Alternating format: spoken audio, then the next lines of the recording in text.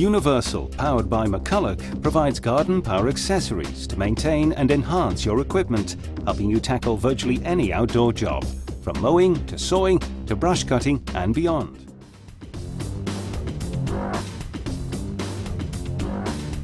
To assemble the chainsaw bar and chain, you must disengage the chain brake by pulling the brake lever back. Loosen the bar mounting nuts and remove the panel. Place the bar over the retaining studs, making sure that the bar is located onto the chain adjuster. Remember, when handling the chain, always wear suitable protective gloves. Straighten any kinks in the chain and spread it out into a loop.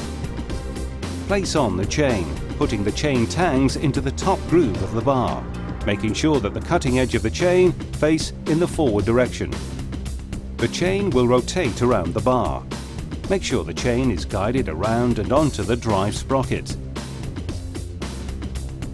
Pull the cover back on and finger tighten the bolts. The chain direction is usually clearly indicated. Then tighten the chain tension screw adjustment. Importantly, lift the bar as you tighten.